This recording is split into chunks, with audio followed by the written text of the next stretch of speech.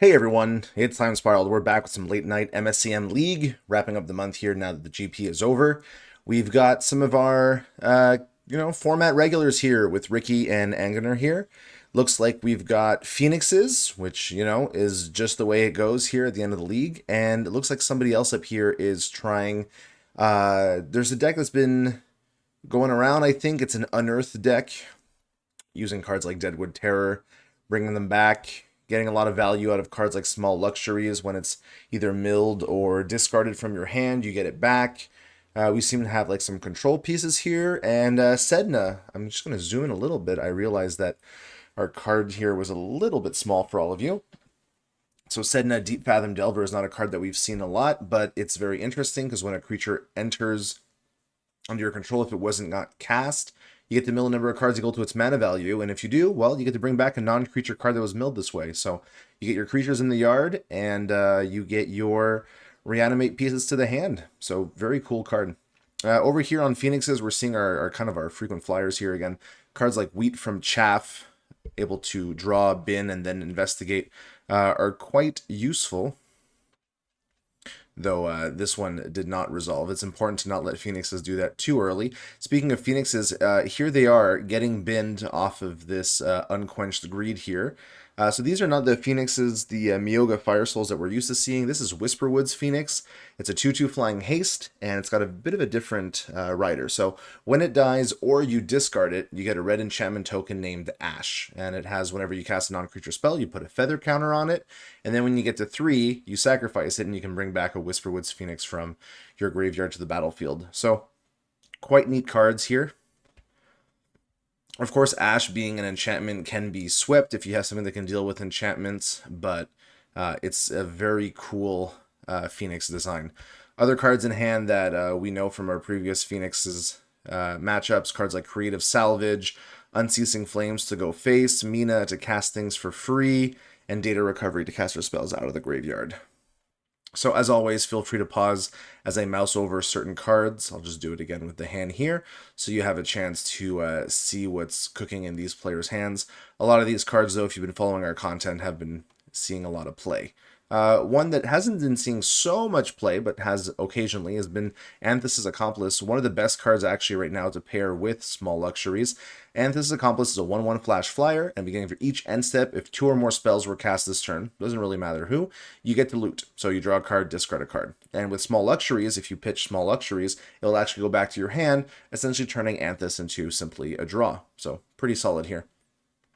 Vastness of Space here just as a control piece. This is a white-blue mana leak. So we don't have cards like Mana Leak or Counterspell explicitly in the format. Vastness of Space as a side grade Mana Leak, though, is plenty good. So Phoenix is over here doing Phoenix things. Looks like this copy of Phoenix is actually running a Small Luxuries of its own. Is that what's happening here? Yeah, well. Okay, that's really neat. And see if we drew it, though. I was busy looking over at Unearth player, which happens. It's fine. Here comes Data Recovery, casting Wheat from Chaff. That should be bringing back, I believe, some of the Phoenixes now that Data Recovery does a double cast. So Ricky is saying, The question is, are we going to see a counterspell here? Cards like Event Horizon are actually quite nice.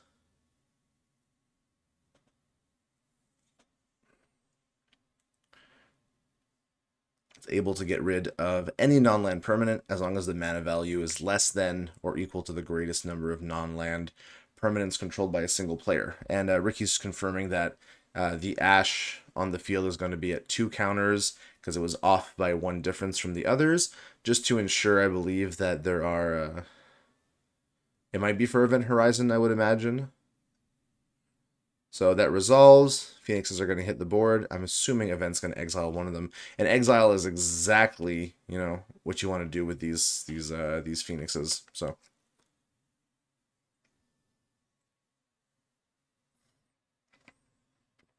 all right, so there goes another Phoenix to the yard.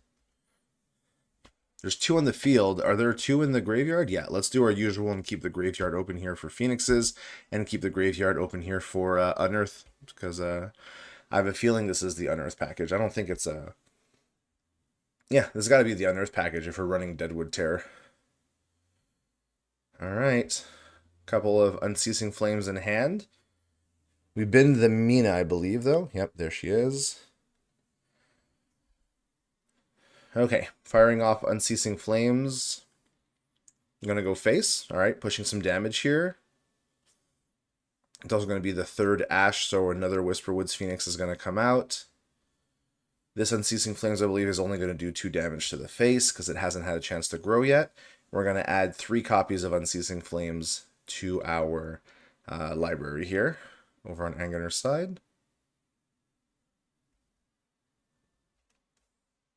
Alright, so Event Horizon takes out one of the Phoenixes permanently. So Wheat from Chaff and Whisperwoods have been exiled now. Takes 4 damage here. So it's got 1 less point of power than Myoga, but is decently easier to bring back. The Ash tokens are quite good.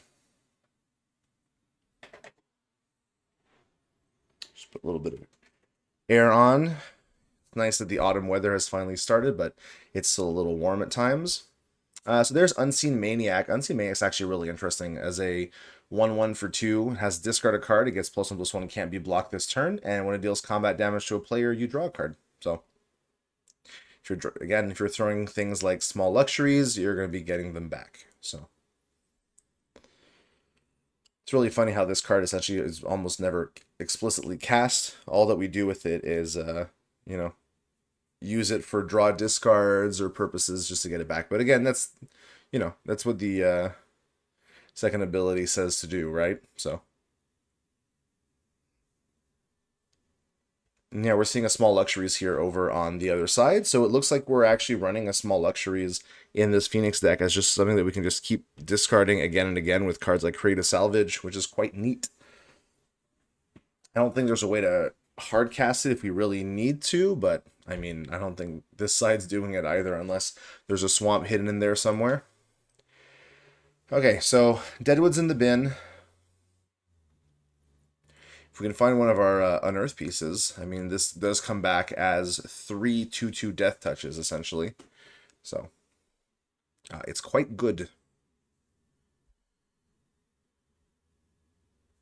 Alright, we cracked a Wayfarer Shrine. Gonna go get a basic. Alright, so it looks like we're on 3 colors here. We have access to green. Trying to think, what green spells have I seen this list play? I would have to tab out to Discord to check. So it's not too much of a problem. We'll see how things go. 2 spells were cast. Anthus' Accomplice triggers. We're going to draw a card, and then we're going to discard a card.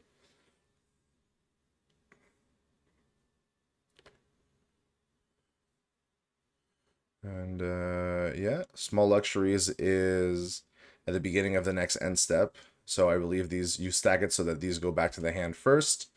So we pitched 1, which is why it's hanging around here. I mean, it's technically in the yard, right? It's just something to keep in mind. And it is the next end step, not your next end step. Okay, looks like we're also running the Firebirds. So it looks like we have a much higher density of Phoenixes than the list that was currently played in the Grand Prix. So a little bit different here. It's nice to see variations and tunings of decks that have seen play. It gives us a chance to look at something a little new here. Maybe I'll put this Phoenix as the face image rather than this one. Would be nice for a little change of pace. Not that I don't like my little Phoenix bird, but you know, it's nice to vary it up a little bit. All right, this Unceasing Flames is going face. That one deals 3 damage because there's already 1 copy in the yard. We're adding 3 more to the library. And there we go. Means that there's still 2 in the library that were apparently original. I'm sure we're running 4 copies. There's 1 here. So we've shuffled what? 1, 2, 3, 4, 5, 6. So there's 7 more in the library. It's not bad. All right, Small Luxuries comes back.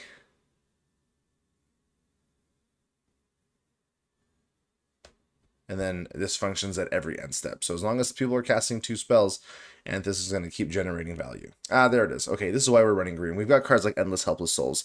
So it's mill 5 cards. You pick up the 2 non-land cards with mana value 2 or less that were milled this way. You get to cast one without paying its mana cost, and the rest goes into your hand. So by virtue of just having a lot of cards that cost 2 mana or less, this thing just hits a lot of things. Can't hit a Sedna, but that's okay.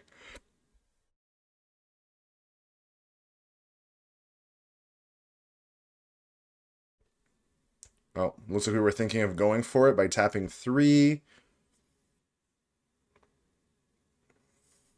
Let's see what the ultimate decision is. There's a few things that could be done first, but Ricky is down to 2 life. Not necessarily where you want to be with your opponent with Unceasing Flames in hand. So unless we can find some life gain here, because this costs 1 mana, you have 3. I mean, we have the double counter spell, right? So we're saying, hey, we can also hold up Vastness of Space and hold up Cosmic Sinkhole. So, okay, so Unseen Maniac attacks, draws a card. It's an Anthus. Oh, okay, we're running it out. It seems very risky here, but I mean, hopefully you're trying to find something particular. Okay. Interesting that we can hit into a Mortal Benediction, which picks a land and a creature card with mana value 3 or less from your graveyard. One goes back to the battlefield, so this could feed into Mortal Benediction, which could then pick up Deadwood Terror, I believe. The problem is you've got 1 flying blocker.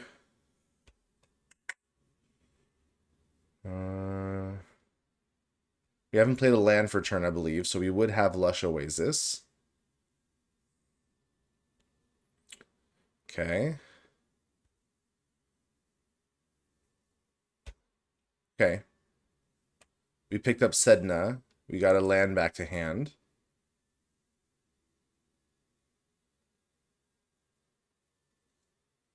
All right. So we have a lot of stuff in hand, but not enough, right? Your opponent just has lethal on board here with the 3/2/2s. You can block 1, you can block 2 with this second Anthus, and that's lethal? And of course, there's the Unceasing Flames in hand.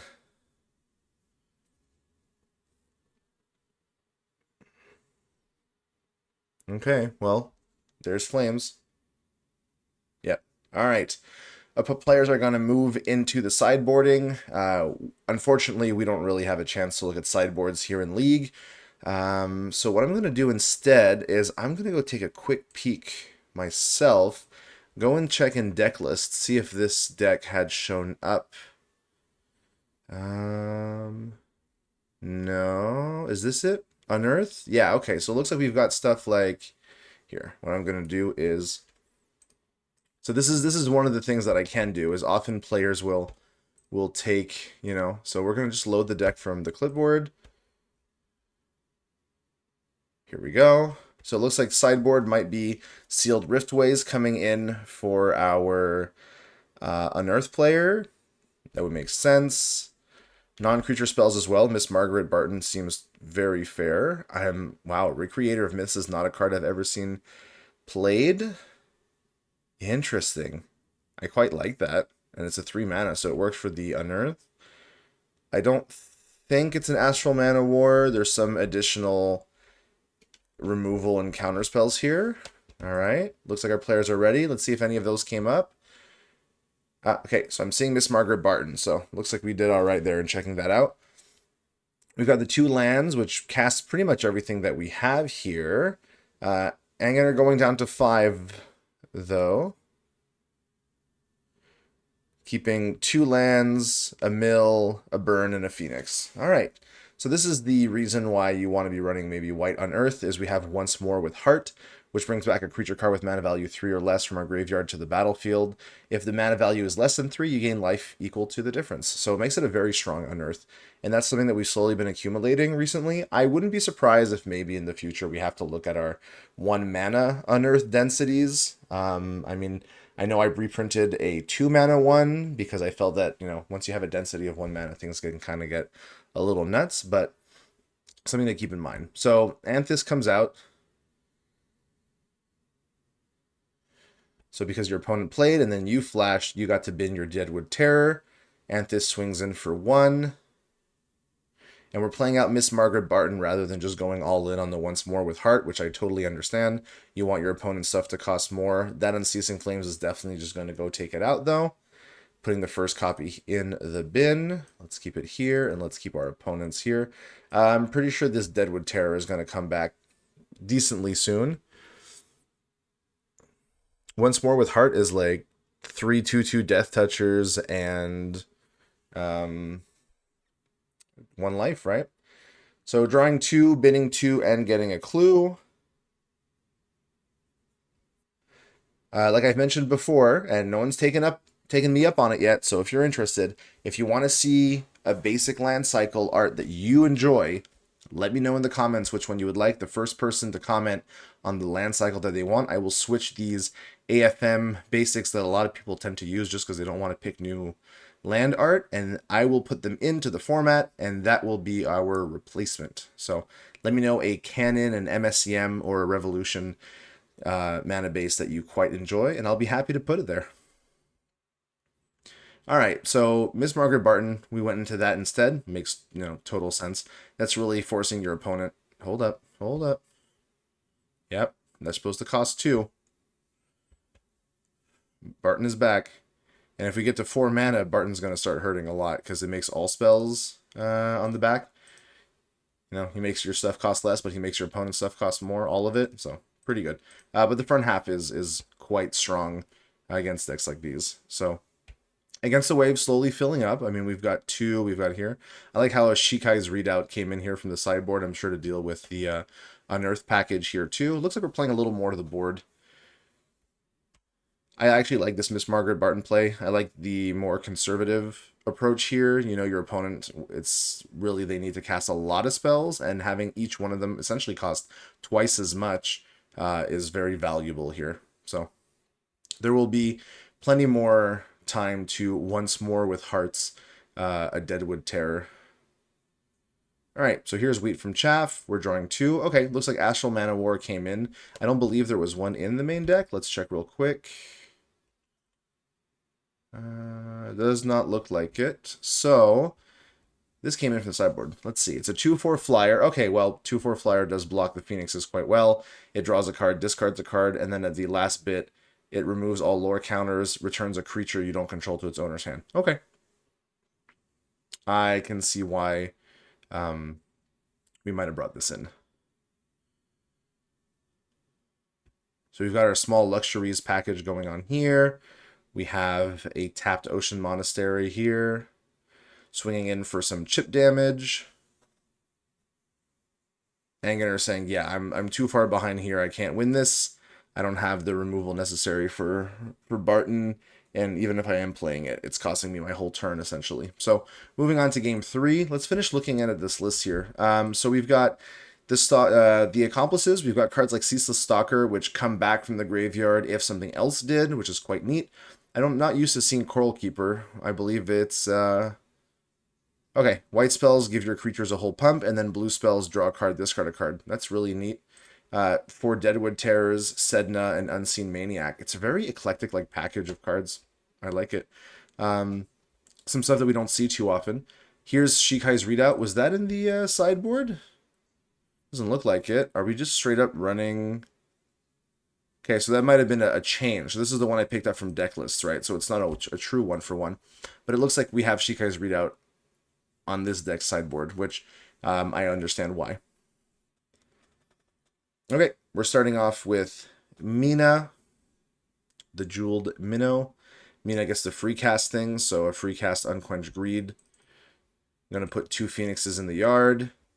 Now we're going to cast another spell for 1 mana here. Draw 2, discard 2. I don't believe that was 3, however. Okay, but we're doing our land for the turn, and there's our 3rd, right? Unquenched, Unquenched, and then Against the Waves here.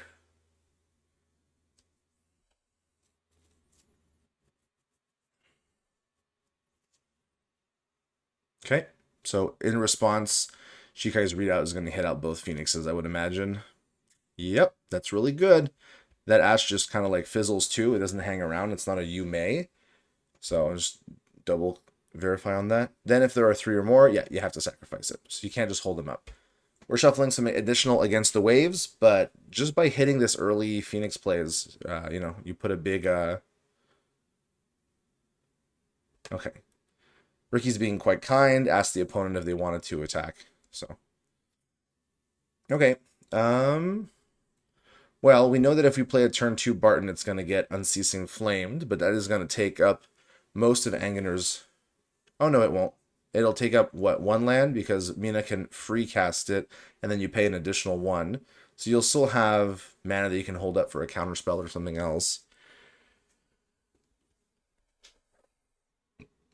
What else are we doing? Mortal Benediction. Picking up a land and a creature card with mana value 3 or less from our graveyard. We get 1 back. Okay, blue-white.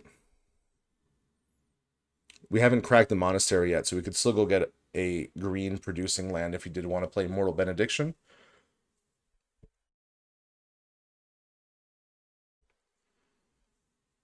Let's see which one it is. Nope, looks like we just went for the plains. So, alrighty. We have the green source in hand, so I get if we're just not running that out this turn. So, it's Miss Margaret Barton. And these spell pierces can't hit creatures, otherwise Mina could have done it for free if this was like a soul pierce, which is, quite important. So, paying the 1 here, shuffling a bunch more into the deck. Let's keep an eye on the graveyard. This will become relevant.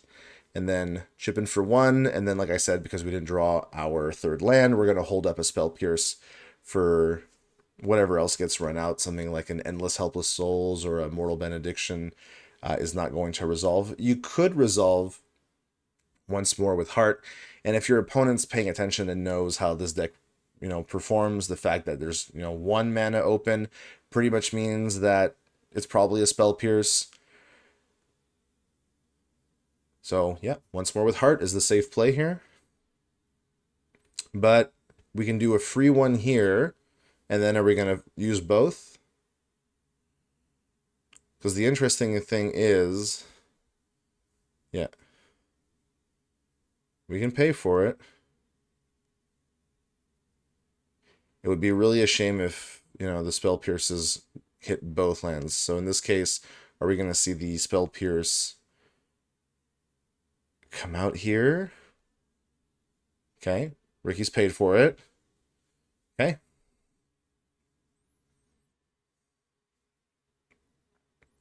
All right. Well, 2 Spell Pierces against the Once More with Heart. I can see a reason for doing that, though. Miss Margaret Barton being on the field is incredibly hard to deal with.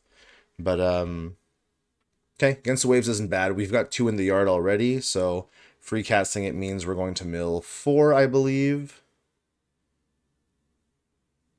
There's no Spirit scripts. I wonder if the script package has just been taken out and just not been worth it. So, all right, we milled 1 Firebird. That's not bad. We drew a card. There's a 3rd land. We can Nebula, and then the Small Luxuries will come back to our hand at the end of the turn, because I believe that was one of the ones that we milled here. Yep. Very interesting. All right.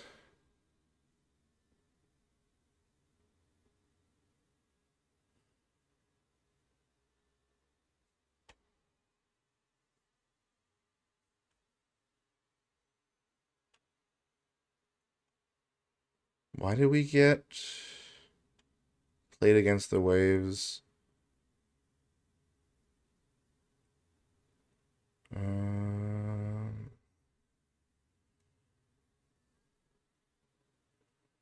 Oh, there. We just played it from hand. I was like, where did this come from? This was just cast from hand. It's sometimes hard to see where. You just have to check here, right? Played it from the hand. So it was a hard cast Firebird. That's makes a lot more sense. Your opponent's tapped out. They could be holding, again, a count 2, but you know that there's 3 in the yard if you're looking at your opponent's graveyard. On the other hand, we could have Miss Margaret Barton here.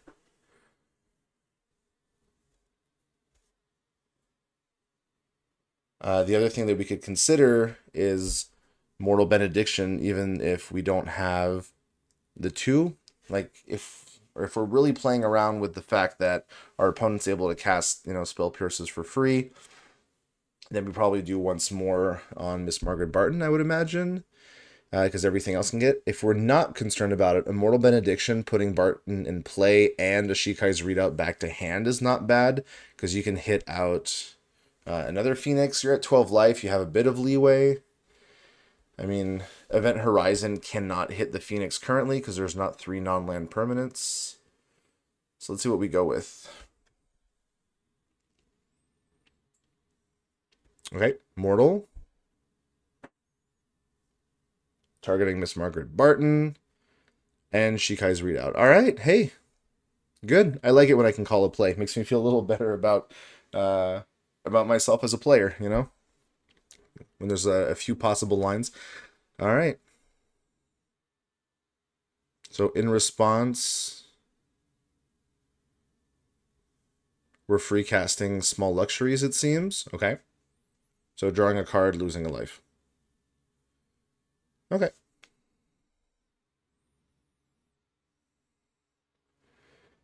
So that happens. Barton's on the field so that the Small Luxuries isn't taxed. And then there's a Readout in hand, which can hit out a Phoenix and hopefully the second Phoenix if we can find another way to put in the yard. I mean, the Event Horizon can just, straight up take it out.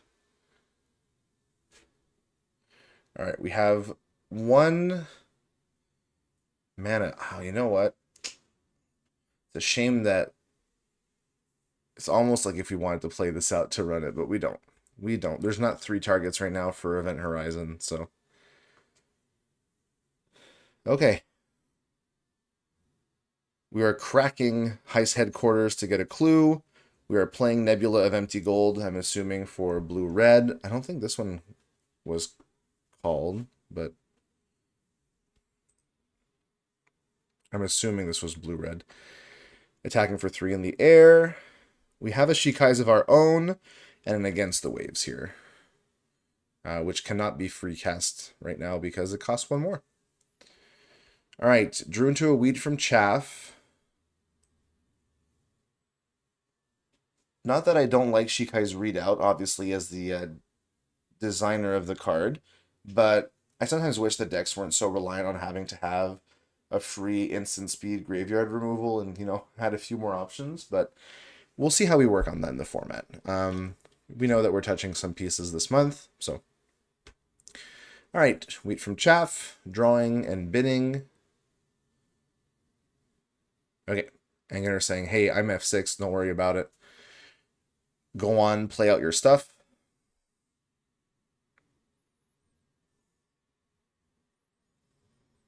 Let's see what the decisions are. We're getting a clue.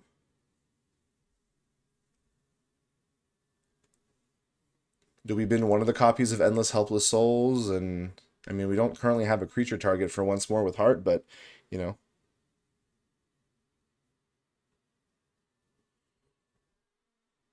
Okay, so Aanginer saying, hey, by the way, keep going, but I'm not F6. I have Shikai's Readout. So, okay, we binned, and we put Mortal Benediction. Okay, we said, hey, we don't really have the targets, and this being more expensive. Okay, looks like we're playing the Shikai's Readout straight up. So, Endless Helpless Souls. It's going to mill 5 cards. Oh, and there's a big one.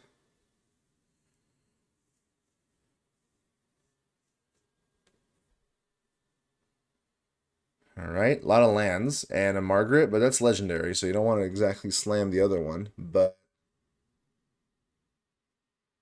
we can put 1 back in the hand.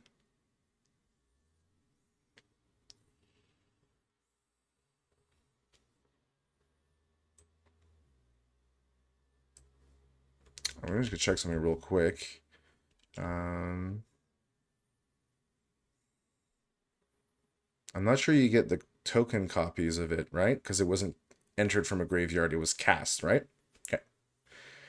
But I mean, it is a 2/2 Death Touch, right? And then if it dies and goes to the bin, then it's going to become brought back from the graveyard. And now that we have a second Barton in hand, that's quite nice. If we can actually pay the 4 next turn, flip Barton to the other side, that's a decent. Okay, drew into an Unceasing Flames. That's never bad. We've played out the readout, so we are a little vulnerable to that Firebird there. So free casting and paying the 1, which is always funny to say. Looks like we're milling 7. All right, a lot of stuff went in. Small Luxuries comes out. 3 more copies of Against the Waves, and we drew another Nebula of Empty Gold. These are great. They are going to slowly, whittle us away 2 damage at a time. So, okay, paying 2 here. I would assume that's the Unceasing Flame. Going face. Okay, we're going for the kill. All right. 1, 2, 3, 4.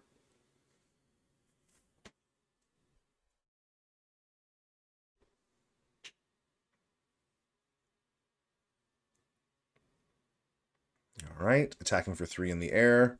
Our opponent's at 2. Okay, I can understand putting in some serious pressure like that. You know that if you draw literally anything, we do have the event horizon here, though, for Miyoga Firebird. Now that 1 player controls 3 non-land permanents, right? 1, 2, 3. So that can get rid of that one. The fact that we're not able to heal up right now definitely sucks a little bit. It means like we can't play Ocean Monastery untapped. There's no creatures in the bin. What I'm seeing here right now is like we don't have a high... Sorry about that. We don't have a high density of creatures is what I'm seeing. And if I check real back on the deck, we have 14, but I'll be honest, it seems a little light for the, I don't know. I wonder if the ratio is good. That's just something that I'm noticing right here is we're having a hard time putting in creatures in our yard and getting them because like Mortal Benedictions, I mean, obviously Endless Helpless Souls helps dig for them. But the fact that some are legendary, like Miss Margaret Barton, and we're not able to play them out, I don't know. It's an interesting little thing to notice that, Okay, well, there's an Unseen Maniac here. Okay, tapped Ocean Monastery. I mean, again, if your opponent draws the burn spell, they draw the burn spell, but you have an event horizon for 1 Phoenix. I don't have anything in the air if ever the other one comes out.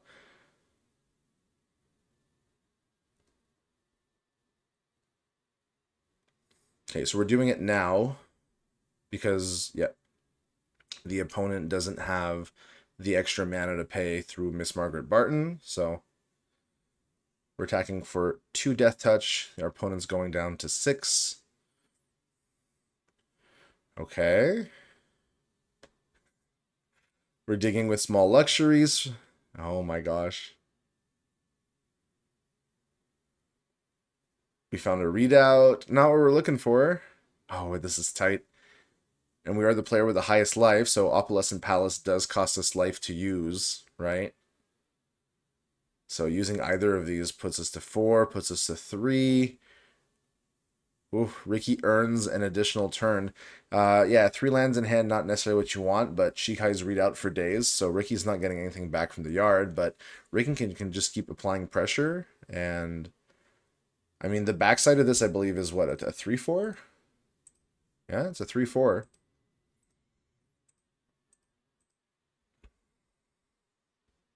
Okay, playing out Pools of Light. Gonna crack Ocean Monastery. We can also crack Clues here. We have 6 mana.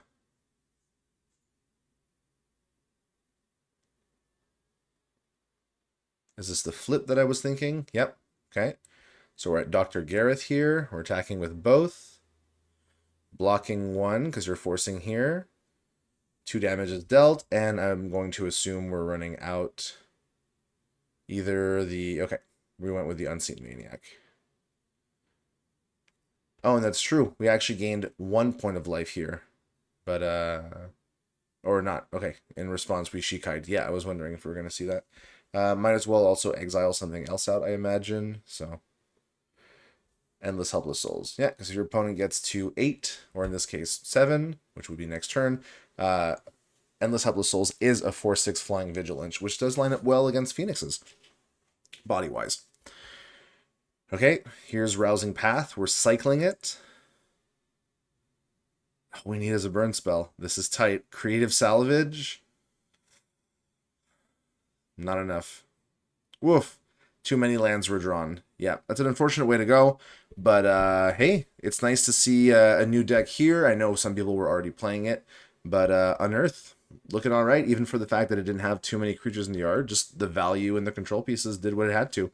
So thanks again for stopping by, and yeah, keep in touch. We're going to be having a new month with plenty of new events and new things to look forward to. So come on by the Discord. We'll be happy to have you. So take care, and have a good one.